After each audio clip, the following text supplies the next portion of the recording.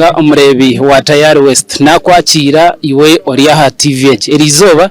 turi mu district ya Ehururu ntugamba ahanshonga za PWDs narshi abantu abo abine oburemu ahamagara gabo okuba kutunga obuherezo mu bicweka okuba kutunga buri kimwe kigenda kibahereza kugira ngo nabo services bazitunge kandi batunge nana uburinganiza aha bicweka bitari twine kansara kandi oguni honorable Yona Rusoso abantu bizire mbareba abarema abintu burema hamagara gabo obuherezo bakutunga ebirunje bakutunga nano kuba kutwarwa iwe ngomwe umbantu abarukwatwa nogira ngo tukabintu batwariza tutahna munongo muntunguka yabo ngomo mbantu abeno mugambiri yabo kandi urukubebembera nimbanza kusima government ya NRM ninga government ya Mzee President Museveni okugumana tutikurayo obutosha natuyayo for instance akabanza yaza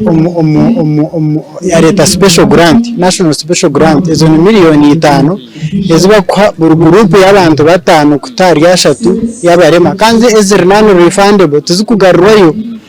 ezo yazitaho then kuyatere hemyoga omogo gw'abakapenta gw'abasarunu emyoga be abantu bona nabagimanya konka yataho omoga muri nyangore nikimanyisa omurumo gwawo gwine mu kumanya ningo guyosire nokora hatkonka yakora PWDs emyoga sako buri constituency obumuga tumoga konka yatutera okwanga katsindikaine ikikumesa ngo friction ekechiro hombantu wazo mbasarunu bajanguma barema wazo mbaboda nibajanguma barema hati yajatoko okwange friction na suppressments yatera h'ikitu echo ntukisimira yagarika yaza PDM yataho 10% yabarema a percent zone zero kandi ekiti kikuzibira tari itekeri kunzibira kukwata nkomunyeto ninga kukwata nka azazi ninga kukwata nka eldari ninga kukwata nkomukazi konka kandi yatera 10%. So age inclusion ntugisimira munonga hati tubenterebo mu last concluded elections haizere kiteka teko cha government eshahije nchebemberwa right honorable deputy speaker Thomas Tayebwa kushashura abana abaino mugambiri yabo nabazeira abaina abana batyo wanyetegereza kushanga umwana umuzeire omwana mugire ekirengere ninga ine multiple disabilities government command taking ako mwana go nanda hwiricheya nanda hearing devices nanda hearing impairment Obugabe bindi nanda white canes hato shangezo equipment so muzeira atakuzibasa so government ko command taking akimanyisa ngo ibi byona shopping ejo neza kuba yajanda taking echo ntukisimira then no kutaho omateka go bukozi nehereza percent yo kugira ngo company ninga wano employee ngote ho percent y'abantu abino mugambiri yabo public service commission buri district ne government neta hitekere kuyengo twetine ho mujokerwa no bukira kitaka beire kiriya icyo nacyo ntwenda kishwijumwe kitahwemo kandi na percent riyo yemerwa government nayo ntwende janda taking first ebanze employee y'abantu abo first then companies they following a suit. So mwene ebintu bitubanza tubigisimira zo kandi tugishye bindi tugisimira no kutuyihayo kutuhereza na leadership mu parliament twinamo abembezi batano buri council ya district twinamo babiri kazo n'umusheja buri council yegombora tubeinemu ati recently akatuha ministry erkwebemberwa oweitu kabwetu asamo Helen Grace minister wa disabilities social gender and labor minister of gender labor and social development. So ebibyona ntubisimira nogira ngo aharasa SDG number 5 ko empoweringa umukazi kugira ngo nawe atunge acyarengo nabandi ko resident reba mu barwe bazo mbebembezi imwe nkabarima nasha abantu bintu buri mahambiri muteka tekiriho n'ingenderwaho ebahire cyo n'icyo kukivasika na service wagamba council district ko kwijaneba neba considering development ziri na project ziri ngakorga LC na umakanasa abantu abo bakwasuruho munonga yere munonga communities tizikahukire ninga kumanya ikintu cyo murema aba society zikimanya ngo umuntu ino mugambi rugwe is to be left there for dead ninga umwete ine na mugasho ninga umwete ko bibasa kandi nibabasa then churches by the way I want temporal churches ninga maramizogona Catholics, Pentecostal, Anglican, Muslims amaramizo gabo tugarho ramp amenje but we also believe in God. Urambo ni bwo kutembera ho wanoza nko mu kanisa na rumwirwa hati no shanga muzigiti kerezia kanisa haramadar kunkasi nyuko ndeje na hwirike yanjye ndabihe nanye ni impecitero nanye bakambatiza nanye bakansiramura ninga ni impecitero where for hospitals medical centers that list nizo nizikora za government ziriho ramp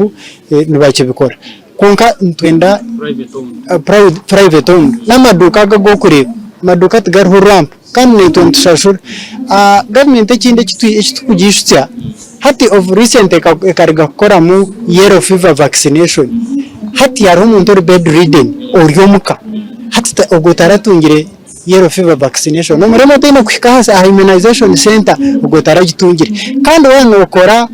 wanokora census no hika house to house so ntwenda kriteri bakose mu census bagikora no programs zona na mnongeza immunization za ID national identification registration bahicyo muntu ogota kubasa kwihika ninga habe henkora ninga habe ho fund no mukutera karu umuntu bashanga hatabaho kriteria yo kutransportinga abantu abo kandi nabone baho mushoro nabone benda bebembezo babo nabone baba bashabira karuru umuntu naje kushaba karuru hatoshanga ko arayashaba karuru tuwe ya transporting umuronzi hato muronzi obo murema ba vulnerable ushanga nate ko kuterwa mureta unka kwa kuba hari intervention ya government in electoral commission the PWD must decide on his or her own ibintu bimwe bitkwenda ahandi ntusima we have reached this far because of Muzei, because of this government, because of modernization kandi nabantu kucyemberesinga no makintu cyona kuchikuza kurabamo cyejo mu communities ningo mu society abantu bacyemberesinga kirabamo konka kuchikurema cyatunga rigidity ni kirema